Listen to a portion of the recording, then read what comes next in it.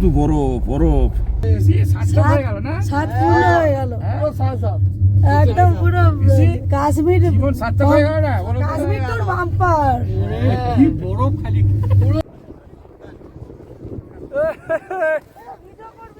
গুলমার্গ কাশ্মীর। নমস্কার বন্ধুরা, কাশ্মীর সিরিজের আজকের এটি তৃতীয় পর্ব। প্রথম পর্বে ছিল কিভাবে জম্মু থেকে শ্রীনগর এসেছিলাম তার অভিজ্ঞতা। দ্বিতীয় পর্বে ছিল শ্রীনগরের লোকাল সাইট সিন। আর এই পর্বে থাকবে কাশ্মীরের অন্যতম আকর্ষণীয় পর্যটনস্থল বরফে ঢাকা গুলমার্গ এবং সোনমার্গ। 2 দিনের বেড়ানোর এই অসাধারণ অভিজ্ঞতা আপনাদের কাছে শেয়ার করব এই ভিডিওটির মাধ্যমে। তো চলো দেখা যাক কেমন হলো সেই অভিজ্ঞতা। তোমার সামনের দিকে গাড়ি উঠতে পারছে না, হড়কে যাচ্ছে, এত বরফ পড়েছে। একটা বাস যাচ্ছে, একটা বাস দিচ্ছে। আলাদা পারমিশন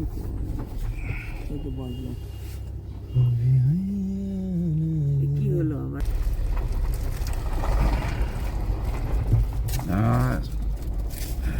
একবার লাগায়নি, কখন লাগাবে? খুলো, হ্যান্ড গ্লাস লাগিয়ে নেবে, সব লাগিয়ে। ও ম্যাডাম मुझसे ब्रेक भी नहीं लगती है। হ্যাঁ, নেমেছিল নাকি? দরজা খুলে দিয়েছে ফ্যাট করে। ট্যানমার্গে বাস থেকে নেমে আমরা একটা দোকান থেকে জুতো, জ্যাকেট এগুলো ভাড়া করে নিলাম। একটা জুতোর ভাড়া 100 টাকা করে পড়েছিল, আর জ্যাকেটের ভাড়া 300 টাকার মতন এরম পড়েছিল।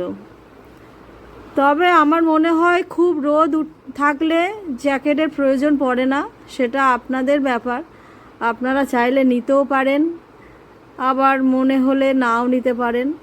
কারণ আমি মনে করি প্রচুর রোদ যদি থাকে খুব একটা প্রয়োজন পড়ে না জ্যাকেটের।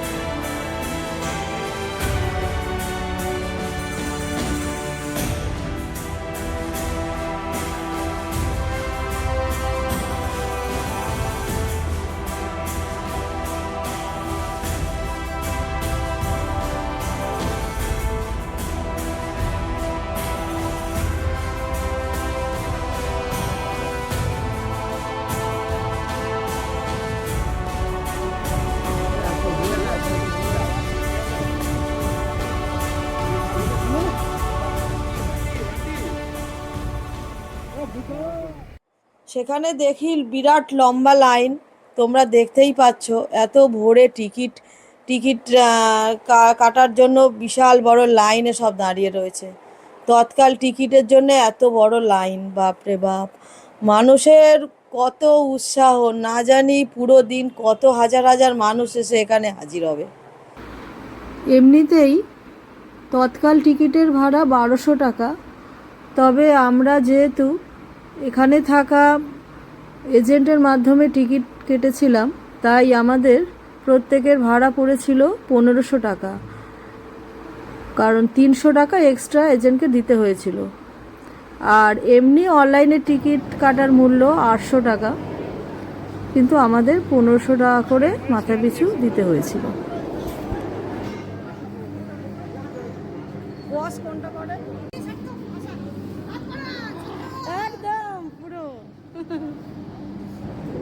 এবার আমরা গন্ডোলায় উঠে পড়লাম, একটাতে 6 জন করে।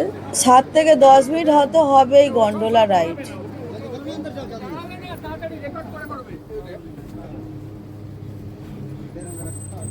আশা পূর্ণ হয়ে গেল, সত্যি সার্থক। গন্ডোলার আশা পূর্ণ হয়ে গেল।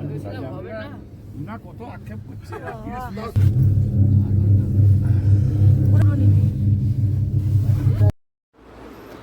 গন্ডোলার উপর থেকে যখন আমরা নিচের দিকে দেখছিলাম, শুধুই বরফে ঢাকা, ছোট ছোট বাড়িগুলো সব বরফে ঢেকে রয়েছে, আর সারি সারি দিয়ে পাইন গাছ দাঁড়িয়ে রয়েছে, খুব সুন্দর লাগছিল।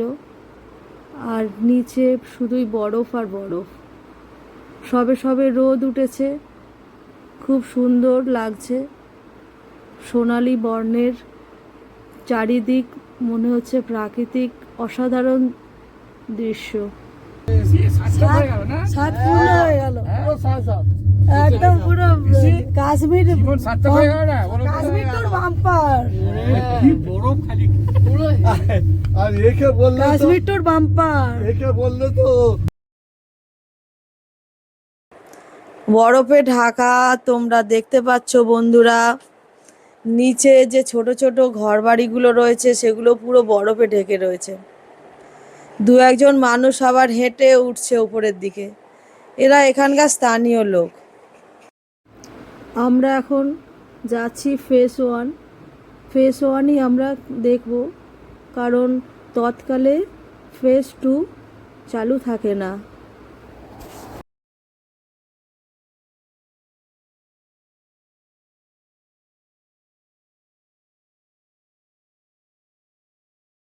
আমাদের এটা এখানে বড় তোল গন্ডোলা, এইটাকে বলে গন্ডোলা। হ্যাঁ, আর এই কেবল কারটার নাম গন্ডোলা, কাশ্মীরে বলে, কাশ্মীরে গন্ডোলা বলে। ও এইখান থেকে আমরা যাবো,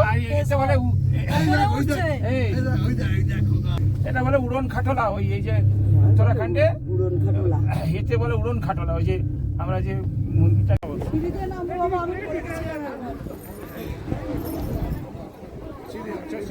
ওখানে গিয়ে নেমে তুলবি। কফি খাওয়া হোটেলের কফি, আদরক वाली चाय, कॉफी अदरक वाली चाय।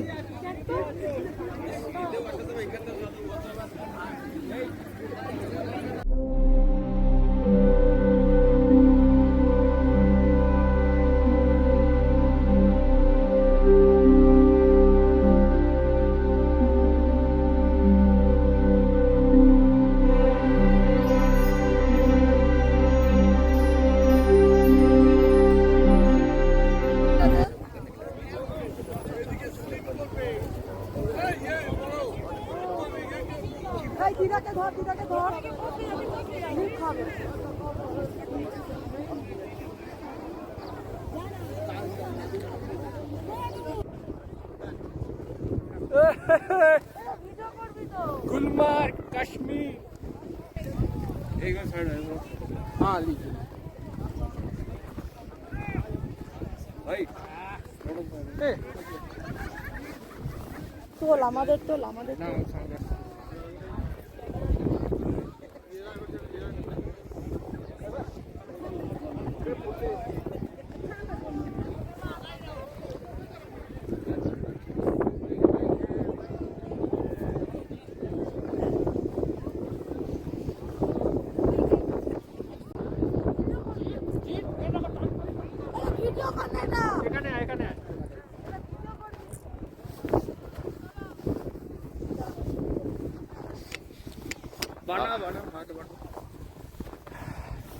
এখন মা কিছু বানাবে,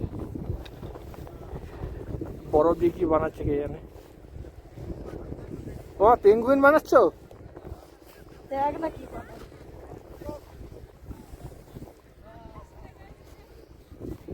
এই পুরো হবে।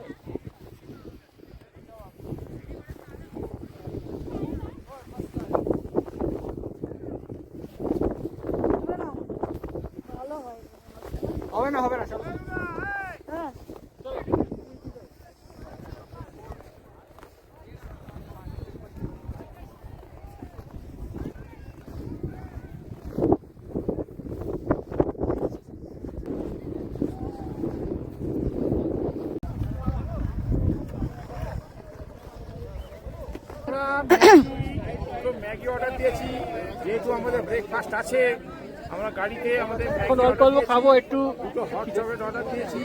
আমরা এই বরফের মাঝখানে বসে হট চকলেট আর ম্যাগি খাবো। আমরা চেষ্টা করছি যতটা পারি পড়াশোনা করার। তো ম্যাগি কত করে খেয়ে নেবো, একটা আমি একটা ওরা আচ্ছা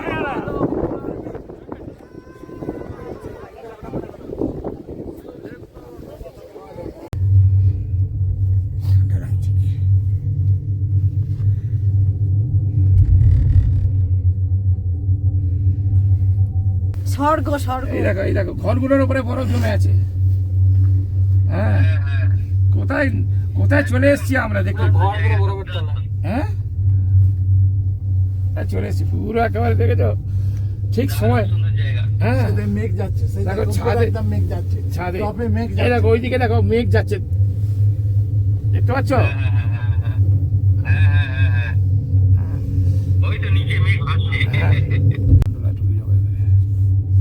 পিকু আমাকে ওই 1200-1400 টাকা দামি জুতো কিনে দিচ্ছে। আর দূর, আমি অত দামি জুতো নেবো। এরা তো কিনেছে 2500, 2000, 2500 টাকা। অনেক এই এসে গেছি তো, চল গন্ডালা এসে গেছি। সব কিচ্ছু লাগবে না।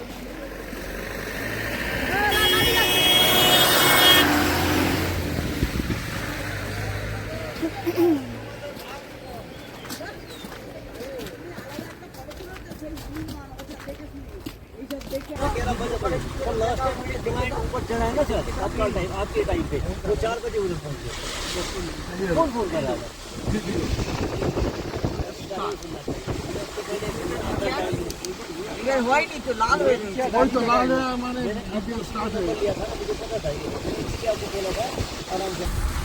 সব এবার সব টপ করো না, হয়নি, দাও দাও না, গাড়ির মধ্যে একটা ফটো তুললো না। তোলা হয়েছে। अभी कहाँ जाना है? श्रीनगर वापस। गाड़ी हम लोग यहाँ श्रीनगर छोड़ दे, बाद फिर वहाँ पे হ্যাঁ, টিফিন খাওয়া হয়ে গেছে, মার্কেটিং করে তারপর আমরা এতে যাবো। কালকে আবার সেই কালকে যাবো হোটেলে শোলমার্গ। যাবো। আবার শোলমার্গ যাবো কাল।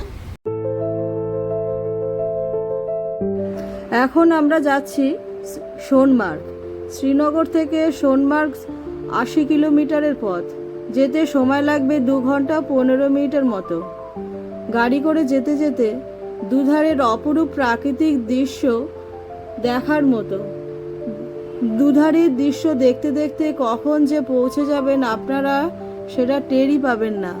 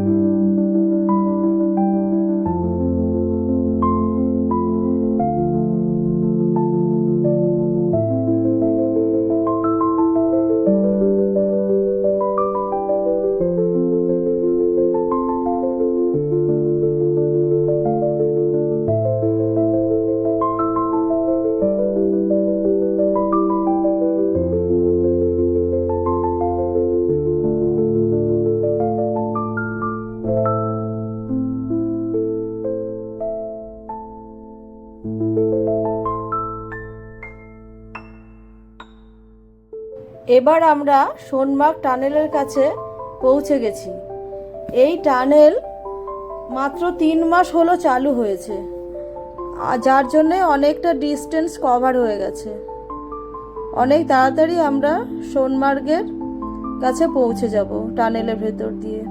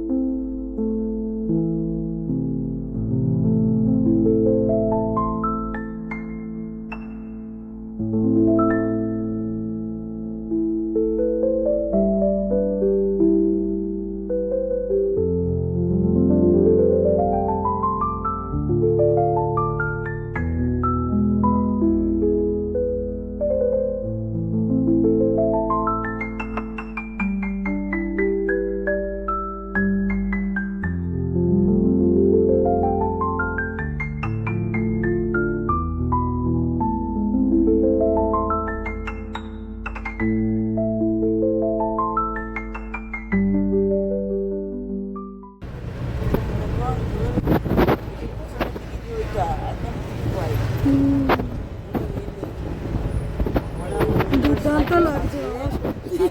এইটা আবার অন্যরকম, দেখ এখানে আবার অন্যরকম গুলমার্গ আর এটা সোনমার্গ আলাদা আবার। হ্যাঁ, খাঁজে খাঁজে যেরকম হাঁটতে যায়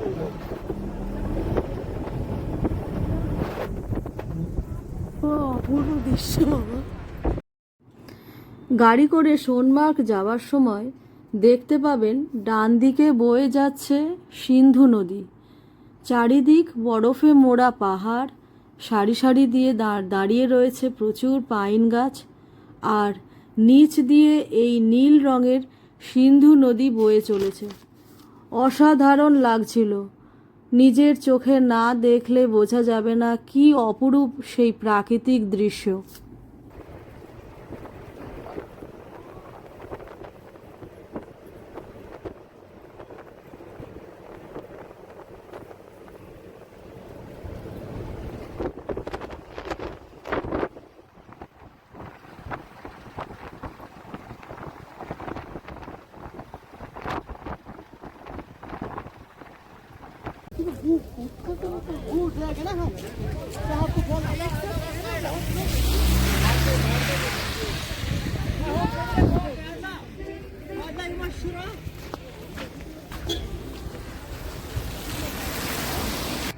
এখন বরফটা ভেঙে ভেঙে আমরা পায়ে হেঁটেই উঠবো, স্নোমোবিল কিচ্ছু নেবো না, পায়ে হেঁটে উঠবো। তারপর আসার পরে দেখছি ইচ্ছা হলে স্নোমোবিল একটু চড়বো। জুতো নিয়ে নি, এই জুতোতে কাজ হয়ে যায়, লোক যতই চাই বলুক, একটা ভালো জুতো হলেই হবে। ভালো ভালো গ্রিপওয়ালা জুতো হলে কোনো অসুবিধা হবে।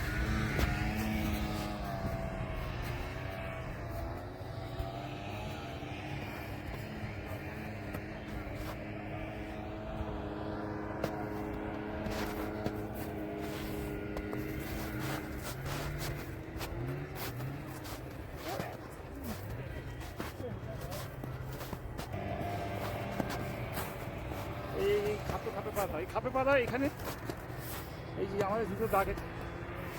হ্যাঁ এইটা দিয়ে গেলে ভালো হয়। না, ওটা দিয়ে হবে না, এটা বেশি খাড়াই। পড়ে যাবে কিন্তু।